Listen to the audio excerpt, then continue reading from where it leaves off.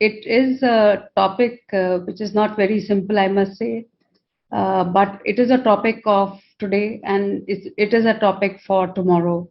So, I'm going to be talking to you about personalized medicine and ophthalmology. Why? So, basically, whenever you say or talk about personalized medicine, what you want to know is that how do you do it? Why do you want to do it? Where and when are you going to apply to it? Who's going to benefit from it? And what is it actually? So the traditional one size fits all approach is that all patients will have the same diagnosis and will receive the same treatment, and treatment is based on signs and symptoms of a particular disease. So you have the diseases written in the textbooks, the risk factors of those diseases are written, the drug regimes are written, and the empirical drug regimes are prescribed, and the outcomes are then looked at. uh, you have some things under control. You have the diagnosis of the disease under control. You have the treatment modalities under control. But what you probably don't have is the response of the patient in terms of the biologics under control. Because every patient, or for that matter, if we see our specialty, every eye is going to behave or respond in a manner which is going to be different from the other eye. So although you do give empirical drug regimes and you do give treatments based on the evidence, but you cannot be sure that the result or the outcome would be similar or would be same for all the people who are on that particular drug regime. For example, just to give a simple example, when you rule out cancers, what you right now do is just the mass screening. Do mass screening and then do treatments, and most of the mass screening are based on your clinical diagnosis. Now, there are certain factors which can be modified, and the risk analysis and assessment of these modifiable factors is important because you can alter these factors, and these factors include smoking, mental stress, alcohol, blood sugar levels, cholesterol levels, or for that matter, your biochemistry, which is going to have a very important role to play in the way your response is going to be there, and your body structure, whether it is obese or lean, etc., etc. So there can be multiple variable factors which are modifiable, and which are the ones also which will determine the response to the treatment. So the potential targets are such that the treatment earlier was based on modification of these modifiable factors such as stop smoking, alcohol, diet modifications, etc., coupled by treatment. So from evidence-based medicine, clinical trials, and epidemiological studies, we move to a more customized kind of treatment modalities. Earlier, the treatment was based on these factors and also was based on the personal experience of the treating clinicians. So these are the things which predicted the disease behavior in response to therapy earlier. So now we move from the traditional one size fits all approach where all patients with the same diagnosis receive the same treatment to a more personalized medicine approach where the treatment strategy is based on the patient's unique genetic profile and the biomarker profile. So these could be different for different patients, even if the disease is same in two patients. So basically, the genetic and the biomarker profile of the patient is being targeted. And the advantage of that is that if you can identify that beforehand, then maybe you can even prevent these diseases in these patients beforehand. And if you do identify it later, then you can maybe help to prognosticate these cases in a better way. So these are the terms which are interchangeably used. You call it personalized medicine or precision medicine or individualized medicine. It pretty much means the same.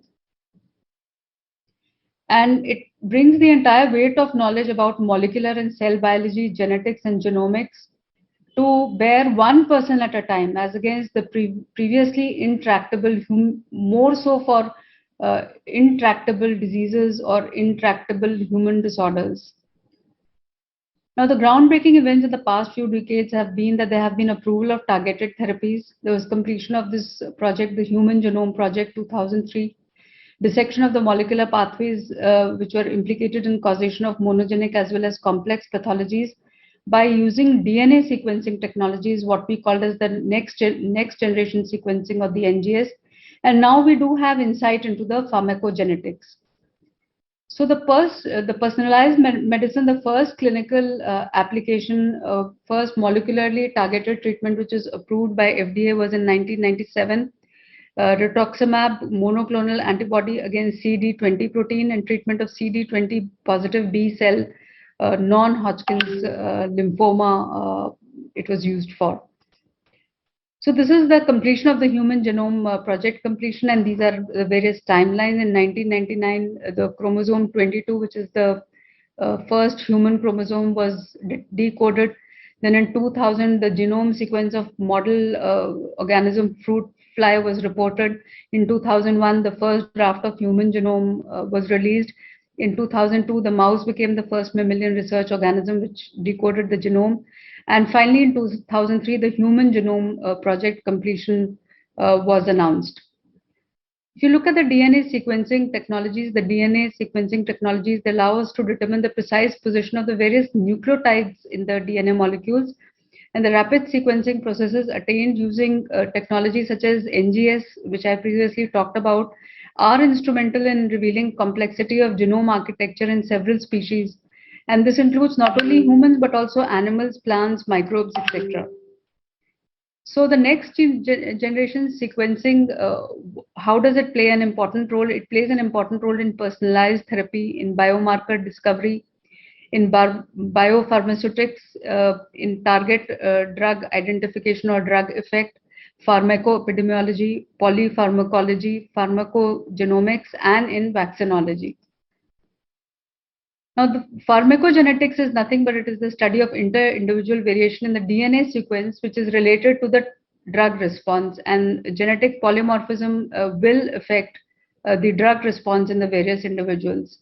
And if you see the personalized approach in the ophthalmic clinics, then there are two focus areas which one has to look at.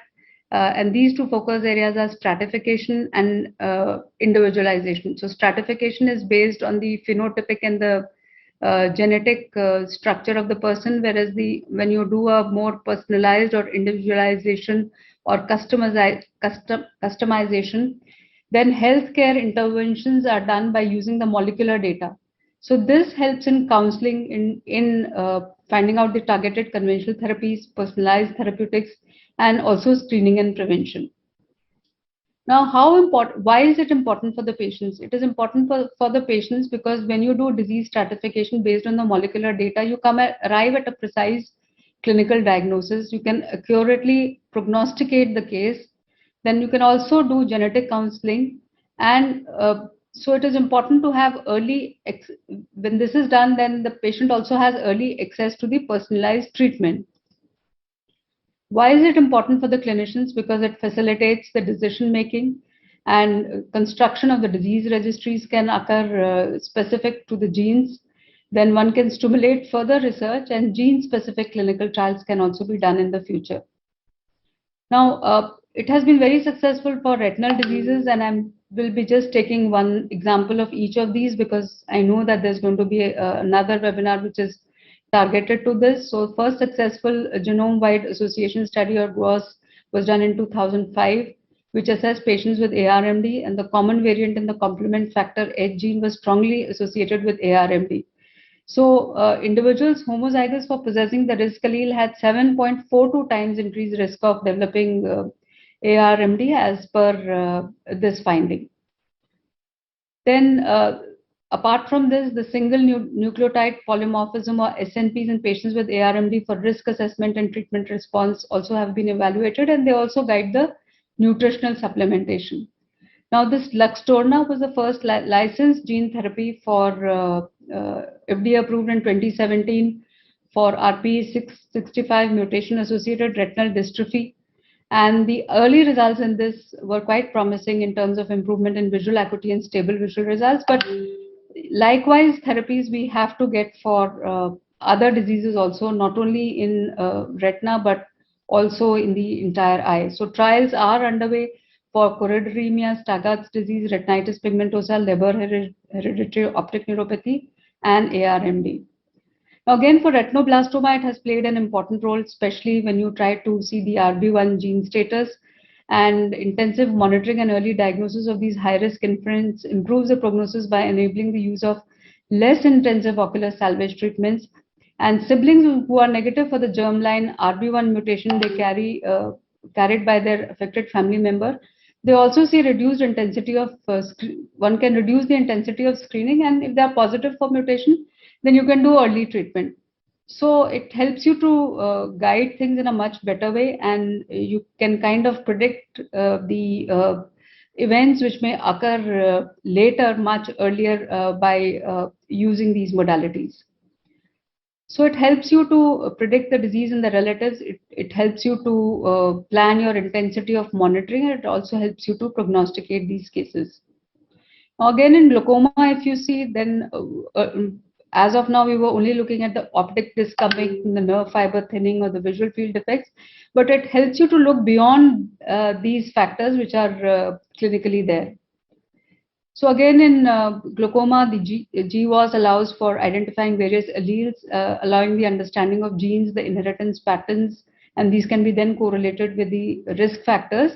And there's a complete understanding of these inheritance patterns and disease phenotype when it is combined with known risk factors such as IOP and CCT. So these factors can also act complementary to the clinical features or the clinical factors that are there. Now, this is something which is intriguing, and that is that it allows you to make what is called as there are biomarkers present for aqueous outflow pathways. So you have what is called as the aqueous vein map, which can be seen here, and you can see through the aqueous vein map where is the reflux and where are the intrascleral venous plexus, and one can study this aqueous vein map. So it allows you to see the aqueous humor outflow pathways. Then it prevents the glaucoma related vision impairment and blindness, because there are biomarkers which are present which can be targeted, specifically targeted, and interventions can be done so that even before the disease manifests, it is taken care of. Then, of course, this is special because this is related to cornea, which is my specialty. And this is just to give example how personalized medicine helped in this particular case, which is a unique case of ectrodactyly ectodermal dysplasia clefting syndrome, where the disease mutation was mapped to P63, which was targeted, and the oral mucosal cells were taken, they were cultured, specific heterozygous clones were expanded, and they were transplanted onto the patient. And so not only clinically, but in terms of visual acuity also, the patient, the treatment was found to be successful. Then again, it helps in corneal regeneration also. Like if you can see that this is a control where nothing has been done, but here cultured endothelial cells have been instilled intracamerally, plus the ROCK inhibitor has been used. And if you look at the endothelial cells here, you can see the sodium potassium ATPase as well as the ZO1 is manifested here in a much better manner, where ROCK inhibitor is used along with the endothelial cell culture, as opposed to where ROCK inhibitor was not used. Again, this was a paper, I think, from the group which was studying the various biomaterials for corneal regeneration, and also which looked at why the same cornea was placed in the patients who had corneal disorders, but they behave differently.